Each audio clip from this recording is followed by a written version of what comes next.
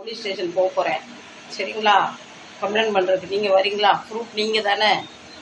சரி ஃப்ரெண்ட்ஸ், என்னோட பதிவு உங்களுக்கு பிடிச்சிருக்குன்னு நினைக்கிறேன். எங்கேயாவது ஒரு இடத்துல பிடிச்சிருந்தா கண்டிப்பாக சின்ன ஒரு லைக் தாங்க. அதே மாதிரி எந்த ஊரில் நீங்கள் பார்க்குறீங்கன்னு சொல்லுங்கள், நானும் சந்தோஷப்படுவேன். என்னையும் இந்த மூஞ்சியும் இத்தனை பேர் பார்த்து எனக்கு சப்போர்ட் பண்ணுறாங்கன்னு. சரி ஃப்ரெண்ட்ஸ், இந்த பதிவு பிடிச்சிருந்தா கண்டிப்பாக சப்போர்ட் பண்ணுங்கள். மீண்டும் உங்களை ஒரு நல்ல பதிவில் சந்திக்கிறேன். உங்களிடம் விடை பெறுவது உங்கள் பவானி லைஃப் ஸ்டைல். இந்த ஸ்டவ்வோடையும் இந்த லவ்வோட இந்த பதிவு முடிக்கிறேன். பாய். கிச்சனாக நிற்க முடியல, அந்த அளவுக்கு வைக்க. Hello friends, back to Bhavani lifestyle. இப்போ எங்கள் வீட்டில் ஒரு திருடு நடந்துட்டு அதை பாருங்கள். ரெண்டாவது நான் என்ன செய்யறேன் அதை பாருங்கள். காக்கா இருக்கார் பார்த்தீங்களா?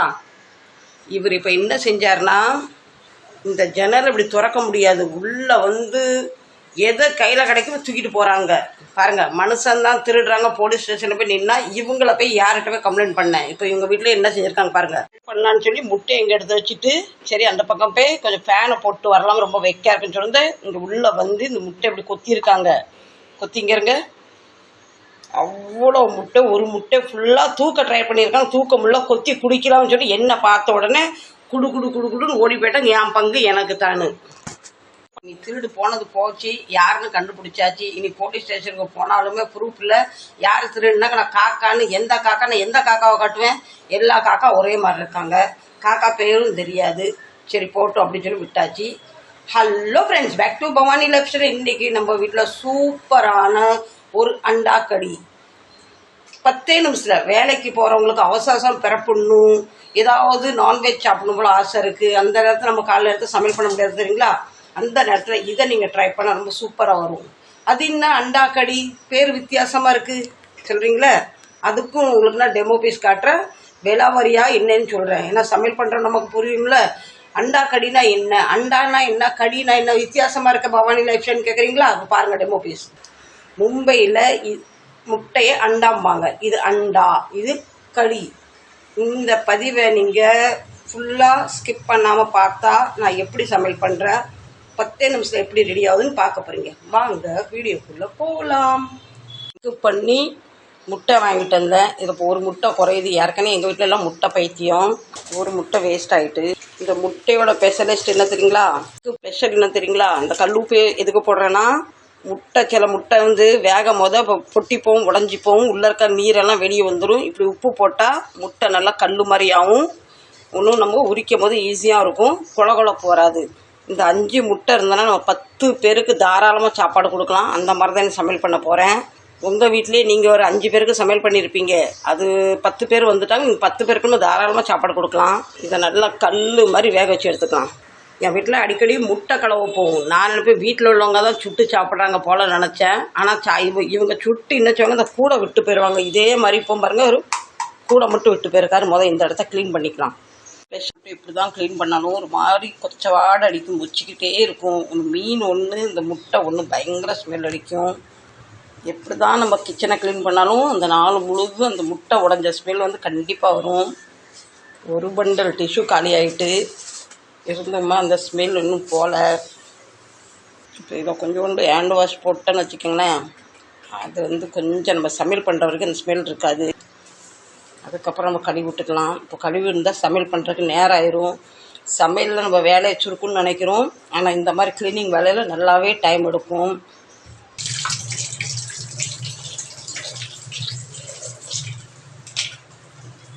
வச்சு நல்லா இழுத்து விட்டுறலாம்.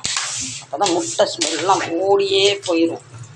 என்ன கடிக்கு நான் என்னென்ன எடுத்துருக்கானோ, கொஞ்சமாக புதினா, கொஞ்சமாக மல்லிக்கீரை. இந்த அண்டா கடிக்கு வந்து வெங்காயம் குறைச்சிக்கணும், தக்காளி கூட்டிக்கணும், டேஸ்ட் ரொம்ப நல்லா வரும். பின்ன ஒரு கொத்து கருவேப்பிலை, பின்ன 2 ஸ்பூன் தயிர். நான் வந்து இதுக்கு வெங்காயம் குறையதான் எடுத்திருக்கேன். தக்காளி குவான்டிட்டியை கூட்டிடணும், அப்போ தான் டேஸ்ட் ரொம்ப நல்லா வரும், நல்ல ஒரு புளிப்பு தன்மை வரும். மல்லிக்கீரை, புதினா, ஒரு 2 ஸ்பூன் தயிர். தண்ணி எதுவும் சேர்க்காம நல்லா ஜூஸி அரைச்சி எடுத்துக்கலாம். 3 ஸ்பூன் தயிர் ஊற்றிருக்கேன். இதை நல்லா மை போல் அரைச்சி எடுத்துக்கலாம். சொல்ல மறந்துட்டேன், ஜீரக பொடி சேர்க்கணும். இப்போ ஜீரக பொடி இல்லைனாலும் தாராளமாக 1 ஸ்பூன் ஜீரகம் சேர்த்தாச்சு. அது மாதிரி முழு பெப்பர் சேர்க்கணும். முழு பெப்பர் இல்லை, அது கொஞ்சம் சேர்த்துக்கலாம் பெப்பர் பொடி. இப்போ அரைச்சிட்டு வந்துடலாம். இப்போ பாருங்கள், சூப்பராக பட்டு போல் அரைச்சாச்சு. இது வந்து 10 நிமிஷத்தில் நம்ம சமையல் ரெடி ஆயிரும். இப்போ இந்த பக்கம் நம்ம முட்டைக்கு நல்லாவே வெந்து வந்துட்டு, முட்டாக்கடிக்கு எண்ணெய் கொஞ்சம் கூட 2 ஸ்பூன் ஊற்றினா நல்லா டேஸ்ட்டாக வரும், நல்லா வரும். மும்பையில் வந்து இந்த சமையல் பண்ணுறதுக்கு கடுகெண்ணெய் யூஸ் பண்ணுவாங்க, ரொம்ப டேஸ்ட்டாக வரும். நம்மலாம் கடுகெண்ணெய் யூஸ் பண்ணுறதுல நான் நார்மல் நம்ம சமையல் எண்ணெய் எடுத்துக்கிட்டேன். கடுகு, சின்ன ஜீரகம்,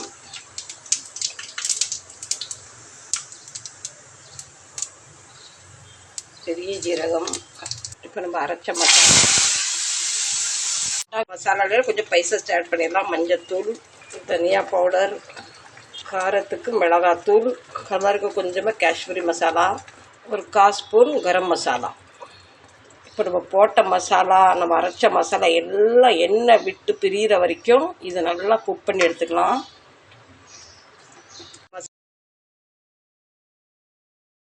ஃப்ளேமில் வச்சு நல்லா அப்படி கிண்டி விட்டுக்கிட்டே இருக்கலாம்.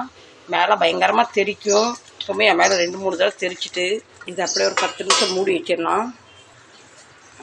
இப்போ ஓரளவுக்கு பாருங்கள் எண்ணெய் பிரிஞ்சு வந்திருக்கு. இந்த ஸ்டேஜில் உப்பை சேர்த்துக்கலாம். மீண்டும் நல்லா கிண்டி விட்டுடலாம். மீண்டும் ஒரு 2 நிமிஷம் மூடி வச்சிடலாம். இப்போ ஜாருக்குள்ள தண்ணி கொஞ்சம் ஆட் பண்ணிக்கிட்டேன். தண்ணி ஆட் பண்ணும்போது தான் வீடியோ கிளிப் ஆகல. ஜாருக்குள்ள ஒரு 1/2 கிளாஸ் தண்ணி. இப்போ நல்லா ஹை ஃப்ளேமில் வச்சுட்டு தாராளமாக ஒரு 10 நிமிஷம் கொதிக்க விட்டுறலாம். ஃப்ளேமில் கிரேவி நல்லா கொதி வந்துட்டு மேலே வந்து இப்படி பச்சை கருவேப்பிலை போடலாம், நல்லா மணமாக இருக்கும். எண்ணெயில் போடுறத விட பச்சை இப்படி போட்டால் அதோட ஃப்ளேவர் ரொம்ப நல்லா வரும்.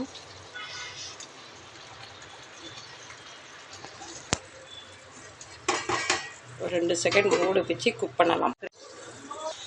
இந்த ஸ்டேஜில் நம்ம கொஞ்சம் காரம் எல்லாம் பார்த்துக்கணும். உப்பு புளி காரம்லாம் சரியாக, புளி இல்லை காரம் உப்பு சரியாக பார்த்துக்கணும். ஒரு சொல்லு உப்பு குறையா இருந்தது, லேசாக உப்பு போட்டாச்சு. பார்த்திங்களா இந்த அளவு வந்துருக்கு பாருங்கள். இது வந்து சப்பாத்திக்கு ரைஸ்க்கெல்லாம் ரொம்ப டேஸ்ட்டாக வரும். இப்போ முட்டையை நல்லா உரிச்சிக்கலாம். கணக்கு சொன்ன பார்த்திங்களா, 5 முட்டை இருந்தால் நம்ம 10 பேருக்கு தாராளமாக நம்ம வந்து சாப்பாடு கொடுக்கலான்னு. அது இந்த கணக்கு தான். இது கவுத்தி போடாமல் இப்படி போட்டால் அதை மஞ்சள் கருவெலாம் வந்து கரையாது. கவுத்தி போட்டால் கண்டிப்பாக கரைஞ்சிரும். இப்போ இந்த இதுலேயே வந்து மசாலா பிடிச்சி நல்லா வெந்து வந்துடும். இந்த முட்டைக்கு இப்போ ஒரு கள்ளி எங்கள் வீட்டில் வந்து கவதவமாக இருக்கா, அவளுக்கும் கொஞ்சம் கொடுத்துடலாம். இப்போ ட்ரை பண்ணுங்கள். அவசர நேரத்துக்கு கை கொடுக்குற இந்த மாதிரி சமையல்லாம் நம்ம தாராளமாக யூஸ் பண்ணலாம். குழம்பு கூட்டு பொரியெல்லாம் வச்சு செய்கிற கூட இதை இப்போ அழுங்காமல் புழுங்காமல் அப்படியே ஒரு 2-3 நிமிஷம் மூடி வச்சிடலாம். பாருங்கள் நம்ம அண்டாக்கடி ரெடி. இது உங்கள் ஹஸ்பண்டுக்கு ஆஃபீஸ்க்கு போயிட்டு வர்றது பிறப்புறதுக்கு நேரம் ஆகிட்டு அவர் ரெடி ஆகிட்டு வர்ற நேரத்தில் நீங்கள் சமையல் பண்ணிடலாம். அது மாதிரி குழந்தைங்களுக்கு ஸ்கூலுக்கு நேரம் ஆகுது அந்த நேரத்தில் டக்குன்னு செஞ்சிடலாம். இதில் நம்ம தயிர் ஊற்றி அரைச்சி தாளிச்ச போட்டனால நல்லா ஜூஸியாகவும் க்ரீமியாகவும் இருக்குது. ட்ரை பண்ணுங்கள். இந்த மஞ்சள் கருவு பாருங்கள் ஒன்றுமே உடையில அப்படியே இருக்குது. கண்டிப்பாக நீங்கள் இது வந்து ட்ரை பண்ணுங்கள். ட்ரை பண்ணிவிட்டு கமெண்ட் பண்ணி சொல்லுங்கள். கண்டிப்பாக நீங்கள் ட்ரை பண்ணணும், சரிங்களா? ரொம்ப சிம்பிள், 10 நிமிஷத்தில் முடிகிற வேலை. இது மேலே உங்களுக்கு மல்லிக்கீரை வேணால் போட்டுக்கோங்க. ஏன்னா நம்ம அந்த மல்லிக்கீரை தாராளமாக போட்டாங்கன்னா அப்புறம் ஆட் பண்ணலை. ஆஃப் பண்ணியாச்சு. அதுக்கு நான் இப்போ சுட சுட சாதம் வடிச்சிட்டேன். சாதத்துக்குமே ரொம்ப நல்லாயிருக்கும், சப்பாத்திக்குமே ரொம்ப டேஸ்ட்டாக இருக்கும். சப்பாத்தியும் பண்ண ஆரம்பிச்சாச்சு. அக்காவுமே வந்து நிற்காரு, அவருக்கு சாதம் வடிச்சாச்சு கொடுத்துருவோம். வெயில் காலத்தில் முடிஞ்ச அளவுக்கு இப்படி கப்பில் தண்ணி வைங்க. உங்களால் சாப்பாடு வைக்க முடியலன்னு நினச்சாலுமே இந்த மாதிரி தண்ணி வைங்க. வாயில்லாத ஜீவன்கள் கண்டிப்பாக தண்ணி வச்சே ஆகணும், அந்தளவுக்கு வெயில் அடிக்கி. சப்பாத்தி மாற்றி போட்டுக்கலாம். ரெடி. காக்கா நீ பயப்படாமல் சாப்பிடு, சோறு சாப்பிடு காக்கா. நான் போலீஸ் ஸ்டேஷனுக்குலாம் போய் கம்ப்ளைண்ட் கொடுக்க மாட்டேன் காக்கா, சாப்பிடு. கொஞ்சமாக கீ ஆட் பண்ணிடலாம். கிச்சன் வேலை முடிஞ்சிட்டு இப்போ கலர் பாருங்கள். அண்டாக்கடி ஹெல்த்தியான ஒரு சாப்பாடு. சப்பாத்தி சொல்லு அண்ட் ரைஸ். உங்கள் வீட்டில் என்ன சாப்பாடு சொல்லுங்கள். போலீஸ் ஸ்டேஷன் போக போகிறேன், சரிங்களா? கம்ப்ளைண்ட் பண்ணுறதுக்கு நீங்கள் வரீங்களா? ப்ரூஃப் நீங்கள் தானே. சரி ஃப்ரெண்ட்ஸ், என்னோடய பதிவு உங்களுக்கு பிடிச்சிருக்குன்னு நினைக்கிறேன். எங்கேயாவது ஒரு இடத்துல பிடிச்சிருந்தா கண்டிப்பாக சின்ன ஒரு லைக் தாங்க. அதே மாதிரி எந்த ஊரில் நீங்கள் பார்க்குறீங்கன்னு சொல்லுங்கள், நானும் சந்தோஷப்படுவேன். என்னையும் இந்த மூஞ்சியும் இத்தனை பேர் பார்த்து எனக்கு சப்போர்ட் பண்ணுறாங்கன்னு. சரி ஃப்ரெண்ட்ஸ், இந்த பதிவு பிடிச்சிருந்தா கண்டிப்பாக சப்போர்ட் பண்ணுங்கள். மீண்டும் உங்களை ஒரு நல்ல பதிவில் சந்திக்கிறேன். உங்களிடம் விடை பெறுவது உங்கள் பவானி லைஃப் ஸ்டைல்.